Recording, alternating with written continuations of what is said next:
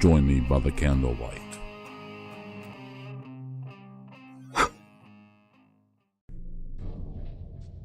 What are dreams? What are they truly? Are they nothing more than bits and pieces of thoughts and ideas thrown together without design or purpose? Might they serve a greater purpose, such as whisper tales of coming days, or reveal forgotten, lost recollections from days long past? Maybe your soul is expelled from our bodies each night, thrust out into the void, and travels to lands far away. Consider this. What if our dreams are more than just nonsense? What if they were premonitions and told of adventures not yet had? Tell me, have you ever had a dream that revealed wonders so great it made your waking life seem distant and dull? Have you ever dreamed a dream that revealed glimpses of who you are and whispered secrets of what you are meant to become? Do you know of anything that could fill you with such sorrow, to awaken each morning and desire with all your might that your eyes would open to a brand new world, yet never does it come true? With every sunrise, that is the burden I bear. However, such sadness does not consume me, for you see, in my heart, I know my dreams are much more than wishful thinking and a longing desire for something more to this life. They are so much more than you could possibly imagine. For you see, my dreams are preparing me for great things to come. I know that to be the truth. No, it does not offend me when you roll your eyes at me. You are not the first to dismiss my words or mock my resolve. Many simply laugh out of amusement, and others feign looks of pity towards me. They say, surely only one who is mad would entertain such foolishness. They can see only a land of make-believe, a fairy tale fabricated from the mind of a boy. They cannot accept that a child, orphaned as an infant, who never knew the embrace of a mother, or the guidance from a father, could still possess a birthright of greatness. Nor would they consider such a waif could excel above all others with only the determination of his heart and by the strength in his hands. Despite it all, I hold no malice towards anyone, for their conclusions are not without logic, albeit sadly short-sighted. Well, soon all will be revealed, for tomorrow is my birthday, and when I am gone, they will know they were wrong. You see, tomorrow is the day my dreams have been telling me about for as long as I can remember. It is the day my dreams foretold. Before the sun sets on your 5 and 10th year of life, you shall return with hope and salvation on your back and light in your hands. By your blade, you will rid the land of the worm. That is what I see each and every night when I close my eyes and surrender to sleep. So for one brief moment, let go of all your misgivings and apprehensions. Leave behind your doubt and listen to my voice. Listen and let me tell you about my dreams. In my dreams, there's a realm so close to our own that only the width of a hair separates the two. They exist side by side, unaware of one another. Yet they are so far apart that traveling the distance would take 1,000 years. It is a medieval realm where science and magic live alongside each other as beloved friends. Machines and technology, sorcery and magic, here they are as one. In this world, little distinction can be seen in matters of wizarding and science. Sorcerers, and teachers or magicians and healers, they are the same here. This realm is ruled by 6 great nations, each with a king and queen of virtuous heart and noble blood. Castles and villages, farms and towns pepper the land. All live simplistic lives with a hint of technologies both natural and mystical. In my dreams, I see a beautiful, white, domed temple made of ivory stone. The temple is home to 6 revered weapons made from sacred steel. a gift from a goddess and bestowed upon a chosen warrior from each nation. She offered these weapons in preparation for the day foretold, the day of the worm. Honored are those blades, but in the center of the temple is the seventh altar, the spot most exalted. Upon this shrine rests the armor and the weapons of the seventh son of a seventh son, a boy born under an eclipse of the 3 moons and conceived from the joining of a mortal and a god. His bloodline is destined to ignite the realms within shadow and despair and shine hope upon an oppressed and dying people. In my dreams, the weapons I wield are made from mystical steel of silver and blue. My armor is impenetrable and durable, yet impossibly light. My gauntlet extends past my elbow and serves as my shield. Upon the broad cuff of the metal-plated glove is housed a diamond-shaped disc with 3 blades that emerge from its tips with a lethal snap. When flung at my enemies, the disc obeys my will. It lays waste to all of my foes, then faithfully returns to my hand, and without fail every time. Forged was my sword from the last remnants of creation. Its steel was tempered under the solar storms of a distant star, and cooled with the very essence of life. It is the mortal enemy of rot and decay. Never will my sword be broken. Nothing can shatter its blade. It is impervious to impact. Never will its edge become worn and dulled. The jeweled eye that sits within its hilt is my symbol and banner. It is the beacon that shines a light of hope and victory against any abomination that dares to stand against me. In my dreams, I see a day in which black rain falls from the sky. Ropey and fibrous strands of greenish-black tar pour from the clouds. Its touch brings death and decay across the land. The arrival of the worm is heralded by a clap of thunder as his fortress bursts through the clouds. It pierces the ground like a dagger stabbed into flesh. It is a jagged and pointed, crystalline citadel with bulbous blister-like domes upon its walls. The crystalline mountain is the throne from where the worm will conquer and reign. Black waterfalls pour from the dark fortress and crash to the ground, spreading outward from the mountain's base.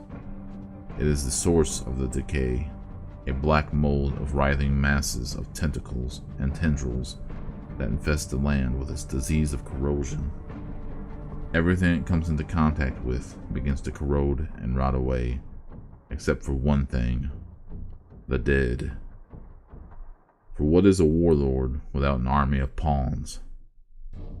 The dead are absorbed and transformed into vessels for the decay to use and take form. They are the loyal eyes, the foot, and the iron fist of the worm. The once good people are now primal and vicious creatures, robbed of the peace one would find in death. They are servants of the worm. They attack with such rage and violence, even the mightiest of soldiers cower upon their approach. They strike with fingers as sharp as daggers, and they stab with limbs as deadly as spears. The worm leaves a wake of desolation and decay in its path.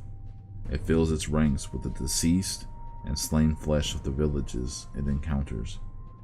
From his fortress, the blisters upon its walls are released, and its army of decayed and mindless drones carry the smelly, rotting masses into the heart of all 6 nations. It will plant itself into the ground and become extensions of the mind and will of the worm. From there, it will wage war against every man, woman, and child. It will lay siege against all the people with a battle cry of a death rattle, screamed from the lips and mouths of their deceased friends, families, and loved ones. In my dreams, I see the goddess blessing the 6 warriors of each nation before spiriting away the 7th set of weapons. She takes them from the walls of the vulnerable temple and hides them in a place far from the worm's reach. There they will wait for the child foretold to come. In a final act of sacrifice, I see the goddess exhausting the last of her immortality to open a door of light. She places a tiny infant at the entrance, and before closing the door, she says with tears in her eyes, "Goodbye, my dearest little one. Goodbye, my beloved son." It is 20 minutes to midnight, the day of my 15th birthday. I sit on the cold wooden floor, and I am trembling next to a heated stove. But it is not the cold I tremble from. It is a deep fear that fills my heart, the deepest I have ever known. However, it makes no sense. I do not fear what is to come. I want that life so much. I am not afraid of my destiny, or the future thrust upon me. I do not fear the day when I march against an army of 1,000 rotting corpses. I am not afraid of the many battles I will fight. I do not cower from the thought of the many monsters I will face, and the many friends I will lose. Still, I am not afraid. No, none of that scares me. Do you want to know what scares me? Do you want me to tell you what fills me with such terror and dread? It is this. I am so afraid that when tomorrow finally comes, it will come and go like any ordinary day.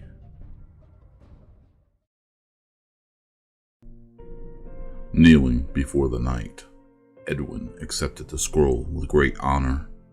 It was such an odd thing he held, one of the likes he had never experienced before. The parchment was cold to the touch, and made from leather of the deepest black. It was absent of moisture. Still, it felt slick and slimy in his hand, as if it had been pulled from the river, rotting and decayed.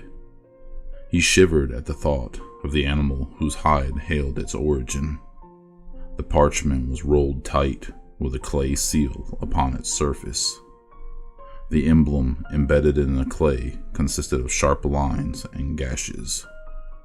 The boy knew little of matters of magic and wizarding, but he had enough sense to see that dark curses and wicked hexes did this crest bind. "Arise, boy. Make haste, and do not delay your departure. Word will soon reach the enemy of the scroll's discovery. The time of reckoning fast approaches. The sacrifices made to deliver that evil thing into our grasp cannot be wasted with indecision," said Sir Leonide, Knight of the Fourth Realm. With a great effort, the young boy tried to remove any hint of apprehension and fear from his voice. "Yes, my lord," he answered. "Heed my words and do not deviate from my instructions. Head south and ride hard across the plains and through the scorched hills until you reach the sunken mountains. Avoid the main paths, and stay hidden until you reach the gates of the White Keep." The knight put a large hand on the boy's shoulder and said with a lowered voice, "The item you carry is dangerous and will betray you, if given the opportunity. Do not give it such an opportunity. Never must darkness fall upon it. An hour before nightfall, build yourself a fire, and with green salt must you encircle the scroll to ward off any dark spirits and shadows that call to it. Trust no one. If you must draw your sword, you strike to kill. Do you understand me, boy?" The boy swallowed and gave small nods of affirmation to the knight. Satisfied with his response, the knight continued, "I ride east in the morning with every sword and shield that would follow my banner." Sir Leonide paused and looked affectionately down at the boy. "My dear Edwin, I fear this may be the last time we speak, but if fortune favors us, we will attract the attention of the enemy's eyes and draw their numbers towards us. You will pass through the land safely and undetected." The boy took leave of the knight. He swiftly made his way to the supply hut within the encampment to gather all he would need for the journey. He was lost in thought as he saddled his young steed. Preoccupied was he over the war that tore through the land from an enemy that came from the stars. He wondered about the object openly displayed in the daylight upon his saddlebags.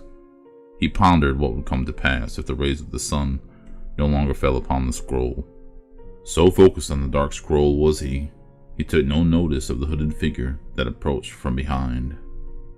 Such a mighty quest for such a tiny boy. Are the times so dire that it comes to this?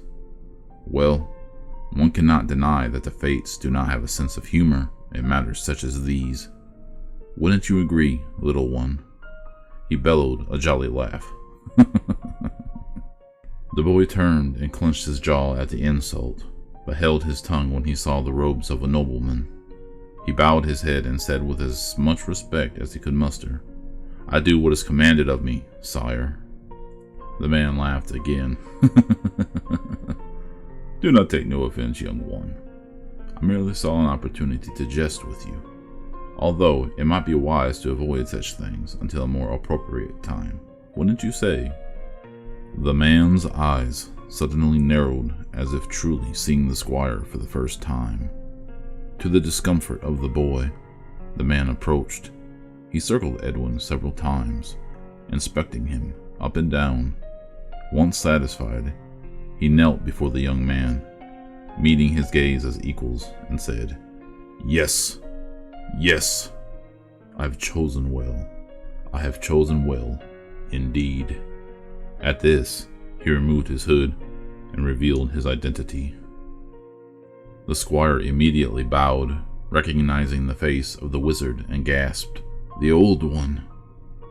The old man smirked, but still held humor in his eyes. If I were able to conjure the name of the bastard who thought of that title, I would curse his children and his children's children. The whole lot of them would sprout tails of a pig from out of their bottoms. Jock T, wizard and advisor to the king of the fourth realm, returned his attention to the squire and gently lifted the boy back to his feet and spoke, "Nay, brave, brave child, arise. You bow to no one after this day comes to pass." For a moment, the old man's attention seemed to drift to other matters. He lifted his head as if listening to voices only he could hear. After a time, his eyes cleared and they fell upon the boy. He hurriedly began helping to load the squire's equipment and supplies on the horse. He said, "Time is precious. So little of it remains, and you have so far to go. However, do not despair, my lad. You do not go into the wilderness without defense and unprepared." The wizard reached into his robe, removed several objects, and presented them to the boy. He held a torch, a dagger, and a leather pouch. He said, "I give to you the eternal torch of El Anan Dora. Darkness will flee from the light of the flames it shines. Bathe that wretched thing you carry in its glow, and you will be safe." Next, the wizard held up a sheathed dagger of silver and blue steel. He spoke, "This is the blade of Anuela Tedra. It fell from the hand of our goddess the day she succumbed to the enemy and was stolen from us.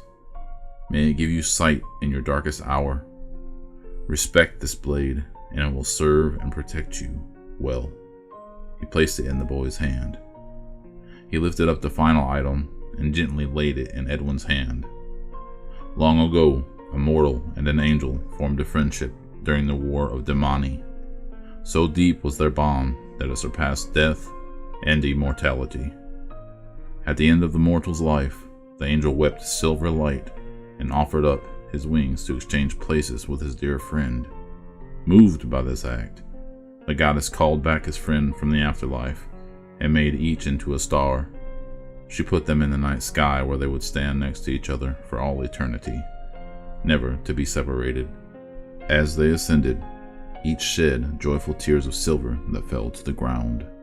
My dear boy, I now give to you this pouch. It holds the very last of our most treasured possession, silver salt from the tears of those two old friends. It is but a pinch, but it is all that remains, and no more will there be, ever after this is gone. Evil cannot withstand its touch. Use it wisely, and as a last resort." The wizard led the horse to the encampment's edge and helped the squire mount his steed.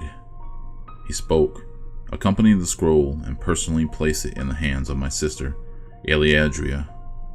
Tell her you carry the scroll of Nakar Tordatum. She will know what to do." Trying to feign as much courage as possible, the boy asked the old man, "My lord, why does this scroll carry such importance?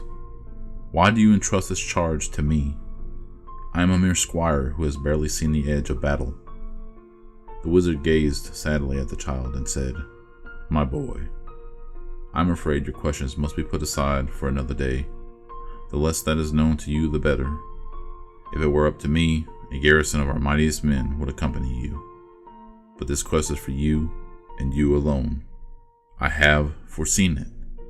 As I said, the fates do have a strange sense of humor." With that, he slapped the rear of the horse and sent the two racing off towards the smoky, black southern horizon. The wizard turned and softly said to himself, "Yes, I have chosen very well." As the squire was an obedient servant as there ever was, Edwin followed his master's instructions to the letter. He rode hard and swift through the scorched hills and faithful to the knight's word. Not a sign or hint of the opposition's forces did Edwin encounter. Each day the boy was ever so mindful of the position of the sun. He always gave himself sufficient time needed to prepare the scroll before nightfall came. He carefully sprinkled the emerald salt around the scroll and set ablaze the sacred torch. There he would sit until morning, with his dagger clutched tightly in his hands. It was not until he reached the passageway to the sunken mountains did misfortune eventually find Edwin. A company of troops occupied the mouth of the slender pathway. Never before had he laid such eyes upon soldiers of the enemy. Even from a distance, they filled his heart with terror and dread. Long and slender, they stood motionless along the rocky path. Stalks of pointed knobs protruded from their brown and black rotting flesh, and grew like that of moss upon the trees of the swamp. No hint of eyes did they possess, except for pinprick glints of silver like that of a coin. Their mouths slowly opened and closed, reminding him of a fish plucked from the waters with gills gasping for breath. Consulting his map, the boy confirmed what he already knew. Only one other path could he take. Determined to complete his quest, he continued south and followed the river. When night approached, Edwin repeated his ritual of protective spells and brought his beloved horse into the safety of the torch's comforting glow. Edwin shuddered at the thought of his new destination, the Devil's Maw. It is said, in the age of Goeth Te, a great hellmouth had formed in those lands. The goddess sprung forth a forest and commanded the trees to bind this new evil. The good trees performed their duty, but eventually came to feel betrayed and abandoned. They turned away from their mandate and betrothed themselves to the hellmouth. The caverns consumed the trees and merged to become a forest of wood and petrified stone. Now, all men are warned to steer clear of its boundaries, for dark spirits will look down upon them with unimaginable hate and ill intent. In 2 days' time, the boy stood before a tree line of bark and gnarled trunks at the mouth of a gaping cave opening. Massive twisted branches of black and green stretched as far as the eyes could see. Stalactites and stalagmites jutted up and down the stone floors and roof, giving it the appearance of jagged fangs. No sound could be heard. No bird sang. No animal stirred within the dark wood and cold stone. The silence and absence of movement were oppressive upon the young boy's spirit. He took what supplies he could carry, unsaddled his beloved horse, and removed its reins. He took a handful of hay from deep within his satchel and held it up to the horse's snout. It caught the scent of the feed and ate gratefully from the boy's hand. Edwin spoke. "This hay comes from the stables to the noblemen's steeds of the keep. Follow its scent and continue south along the edge of the forest and caverns until you stand before the walls of the White Keep. My fate lies on a path you cannot follow, my friend. If the grace of the goddess is upon us, we will meet again." Terrible loneliness laid heavy upon the boy's brow as he wished his companion good fortune and set his loyal horse free. With a torch of El Anandora in one hand and a sword in the other, Edwin entered the Devil's Maw, alone as the wizard foretold. By Edwin's calculation, 3 days' time would it take to transgress the narrowest part of the forest. He would emerge on the morning of the 4th day with only a quarter of a league to travel. The silence was maddening. The first full day in the belly of the beast. True to its word, the torch of El Anandora burned brilliantly. Never did its wood burn down, nor was its oil consumed by flame. The trees looked down with such hatred and rage. Root and twine writhed on the ground, unable to penetrate the glow of the torch. Thorn and thistle scraped along bark and rock, waiting for a chance to pierce and puncture skin and flesh alike. On the 2nd day, broken was the silence. Stirred was the stillness. Whispers emerged and called out from the darkness behind the deep groans and moans of tree trunks swaying in the wilderness night. The vast branches beckoned for a champion to come, hence to handle this transgressor and acquire this hidden thing that tingled the ground it passed over. At last, a guardian emerged from the dark caverns of the hell mouth that lay below. The pleas of the giant trees and stones had been accepted. Upon the evening of the 3rd day, weariness and despair weighed heavy on Edwin. He poured the last of his precious emerald salt around the wicked scroll and sat before it, with his dagger in hand. Fatigue overcame him swiftly, and the forest saw an opportunity to strike. Masses of twisted and gnarled vines approached from above, carrying droplet of mild water within its crevices. Drip by drip, water fell upon the torch. The flame singed and hissed against the moisture, but slowly its light grew less. With the last droplet of water, Edwin opened his eyes wide, and the last of the light was extinguished. All was plunged into darkness. In the darkness, the scroll gave a heavy sigh, then silence fell. A scream pierced the night from the cursed object. It shrieked with the voice of 100 women and infants merged into one. It hurt the boy's ears and filled him with terror. The wail slowly faded, and in the distance, something answered the scroll's cries.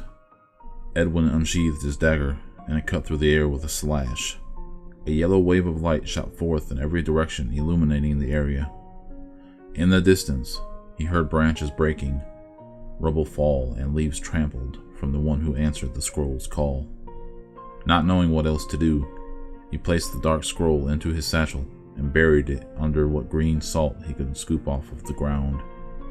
He hung the pouch of silver salt around his neck and nervously gathered his essential belongings. Beyond the amber glow, he heard the sound of ripping and tearing coming from the ground. A large black root had emerged from the wet stone ground. Blackthorn covered its body and glistened in the yellow light as it reached for the boy. More thorned roots emerged from the grotesque plant and rattled in the cold air. The boy fell to the ground as similar ripping sounds began to emerge from his left and right. The sound of galloping feet grew closer from the woods. The black root curled itself into the shape of a scorpion's tail, preparing to strike. Edwin pushed himself off of the ground with only moments to spare as the black root shot towards him. In a burst of speed, the boy ran toward the direction that would lead him out of the forest and the caves. He ran without letting up, occasionally slashing at vine or thistle that moved towards him with the bloodlust of an enraged animal. The footsteps of his stalker were relentless in its pursuit. It stomped on the ground and then leaped to the trees and back to the ground. The boy scrambled to the top of the ridge and saw a cluster of vines not yet afflicted with the forest's curse. He grabbed the vines and swung across the open gully to the other side. He quickly cut the vines to prevent anyone from following. He turned to leave when the sound cut through the air. The scraping of two metal blades rung out from the darkness. It kept its distance just beyond the mystical golden light that surrounded the blessed dagger. It continuously scraped its knives together, over and over again. The The sounds grew louder and faster. Panic filled the boy. Just as he was about to turn and flee, the scraping stopped, and the beast emerged from behind the flickering shadows of the trees.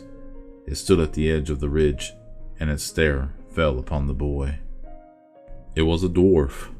Not the dwarves recited to children in tales of fantasy and delight. These were ancient, evil creatures who despised the very existence of man. They infested the outskirts of each of the 12 known hellmouths, and greedily excavated the caverns for jewels, diamonds, and other precious metals. The creature stood hunched on all fours. It was half the size of a man, naked and emaciated. Its flesh was white and stretched tight over its bone. Every manner of metal rings hung from its flesh, and nails pierced its skin. Filled was its mouth with 2 rows on top and bottom of needle-thin teeth.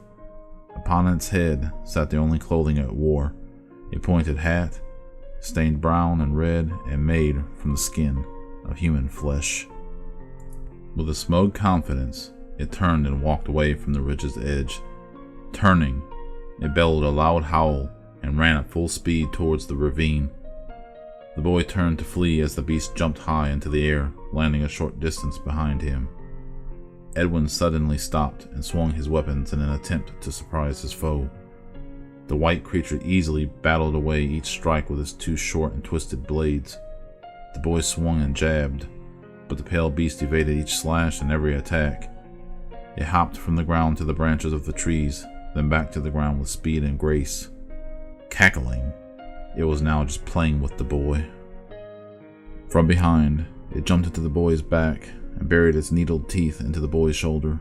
He howled in pain and stumbled backward until he slammed the creature into the trunk of a tree. Its teeth shattered and broke off into the boy's flesh. The wounded Edwin was losing this duel, and he knew it. He then looked past the dwarf and saw the ground slope downward and heard the sound of running water. A glimmer of hope crossed his eyes. He broke the bindings of the pouch around his neck and poured its contents into his hand. With all his might, Edwin charged at the dazed creature. He slammed hard into the dwarf, sending the both of them spiraling out of control, down the wet hillside and toward the running stream's edge. They rolled and tumbled what seemed like forever until crashing hard at the hill's bottom. The beaten and battered Edward slowly crawled towards the water's edge to make his escape, but the dwarf was unfazed and pounced on the boy. He landed hard on the boy's body, submerging his head underwater. It grabbed a handful of hair and yanked Edwin's head back roughly to expose the child's throat. It laughed in his ear and spoke insults to the boy in its strange tongue. Edwin could feel its hard member dig sharply into the small of his back. He felt the cold steel pressed up against his neck, blood already beginning to trickle from the cut of the blade's sharp edge. The dwarf lifted its head and howled a cry of victory. Before the breath from the dwarf's yell of triumph had entirely left its mouth, Edwin turned his head around and spat a mouthful of water directly into its face. Silver beads of light erupted upon contact with the dwarf's face. It clutched its face, flesh fell away in mushy clumps and seeped between its bony fingers. Oily black and green blood bubbled over its cupped hands and oozed down its arms. Its eyes were expelled from its skull with such force the dwarf's head snapped back sharply, breaking its neck. Paralyzed, it wailed in agony from the silver salt eating into its face. Unnoticed, the boy had put the salt into his mouth before his head was plunged underneath the cold water. Triumphantly, the young boy picked himself up and stood over the broken body of the fallen dwarf. In the distance, light from a new dawn broke through the forest edge, and the boy smiled. Sir Edwin tightly grasped the hilt of his sacred dagger, and with 2 mighty swipes, he took the head and manhood of the conquered dwarf. On the 4th day, Edwin emerged from the cavern's tree line and fell into the arms of the beautiful sorceress. She had foreseen his arrival and anxiously stood with the boy's faithful steed, awaiting his approach. With his final breath and the last of his strength, he reached into his bag and gave the scroll of Necra Toratum to Eliadria, as the Old One had commanded. Aleadria fell to her knees from grief, for this had not been foretold. The fates had once again made a mockery of the pain and struggles of a mortal to satisfy their need for entertainment. She looked down at the child and mourned the loss of one so young and brave. It surprised her when the boy's loyal steed came forth and nestled its nose against the dead boy's face. Never had she witnessed such bonds of affections from a beast towards a human soul. If she were to render a guess, she would swear it too was grieving the loss of its companion. She could not help but feel pity for the animal. Her thoughts were interrupted when a glint of silver sparkled and caught her eyes from within the child's mouth. Hope ignited within Aleadria as realization ascended upon her. The reunion between two friends had created a moment powerful enough to find the tiny granule of silver salt. Aleadria smiled as she saw the depth of friendship these two dubious characters shared. The sorceress quickly took out her wand and waved it in circular motions over the boy's body. She said, "Not yet, child. We beg you not to leave us. You have so much left to do in this world. Come back. Come back." Edwin's body began to shudder, and the lids of his eyes fluttered. They snapped open with awareness and life, and Edwin took in a deep breath of air. Tears of joy filled his eyes and flowed down his cheeks in streams. Trails of moisture glistened with magnificent light from the silver salt they held. He clasped the beautiful sorceress by her hands and said, "She is real. She led me through the darkness towards your voice. She spoke of the scroll and revealed its secrets to me. I know how to use it." "Be still. Of whom do you speak, child?" asked Aleadria. "The goddess, my lady," said the boy. "I know where she is imprisoned. I can find her and break the bonds that restrain her." Edwin stood shakily to his feet, his face now ablaze with light from the silver salt of his dried tears. He spoke with such joy. "She gave me a message to deliver to the Old One." "Speak, child. What was the message?" Aleadria asked. Edwin looked at the black scroll in Aleadria's hands, and with the sight of a seer and the strength of a knight, he spoke. She said, "Prepare. The day of the prophecy will soon be upon us. The return of our champion grows near. The time has come to rid the land of the worm."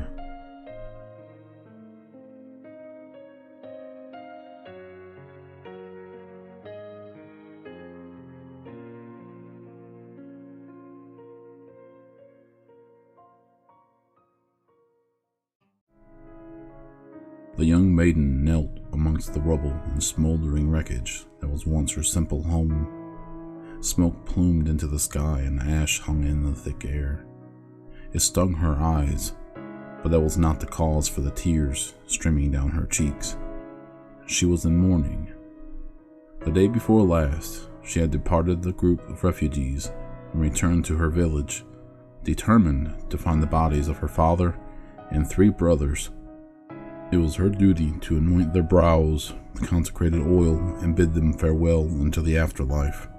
Her father and brothers were among the few who bravely stayed behind to hold off the enemy, providing precious time for her people on the east end of town to escape the massacre that fell upon the village.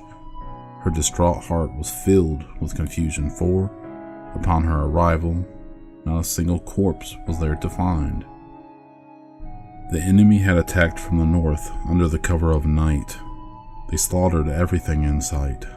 Neither man, woman, or child was spared.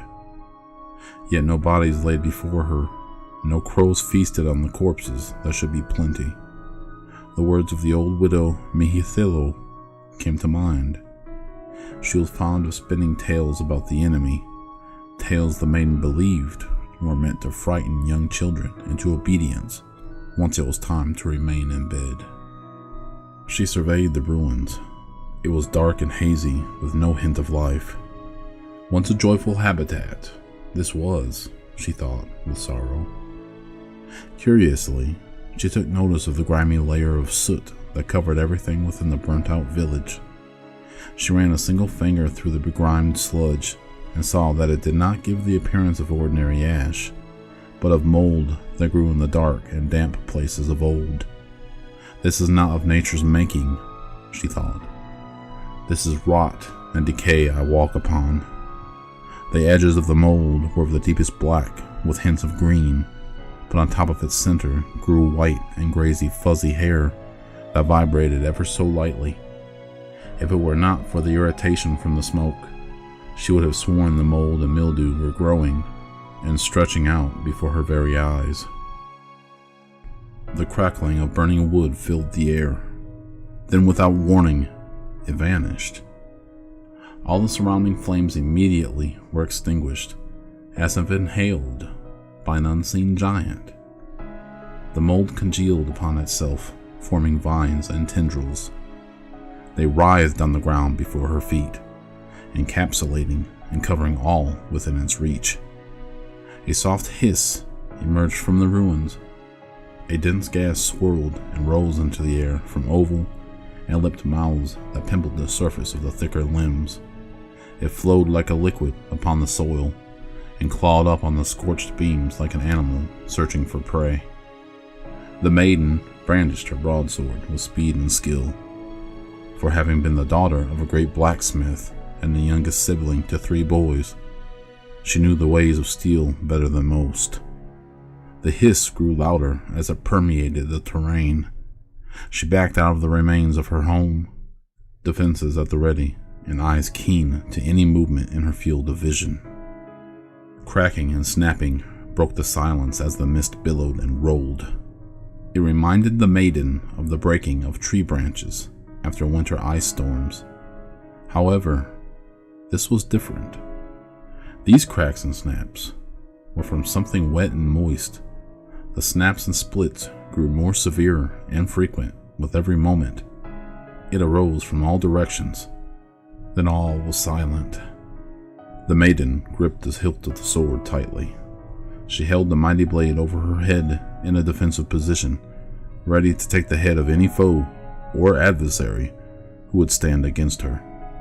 She kept this stance in silence and stillness.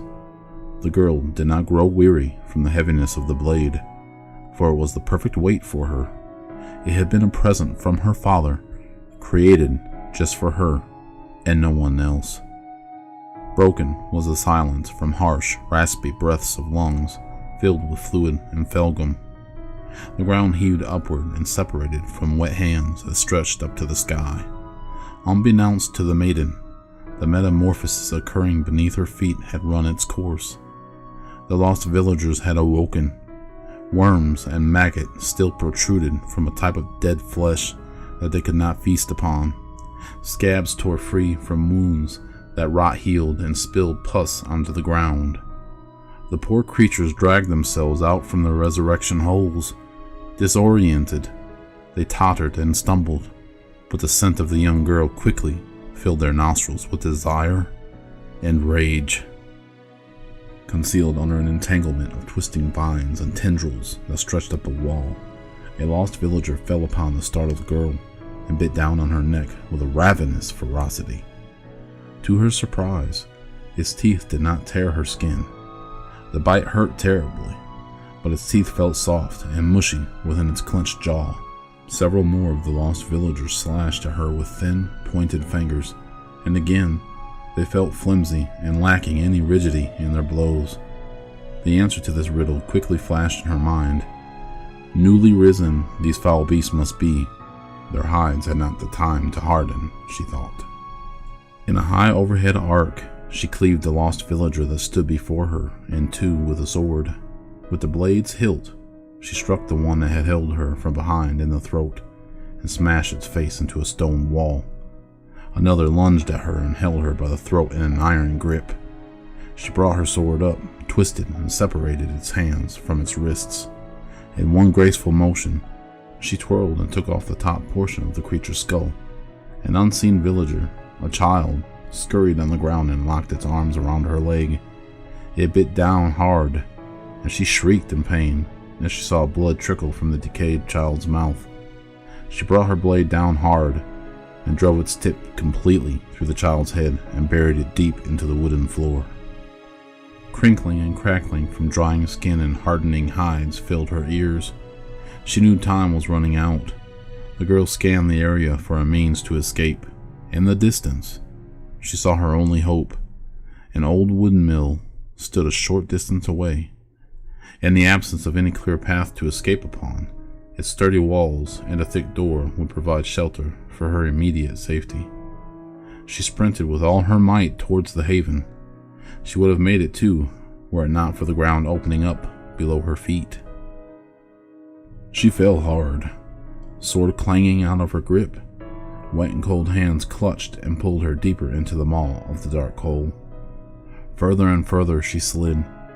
She clawed at the edges of the hole, but the soggy soil fell apart as she gripped for a holding.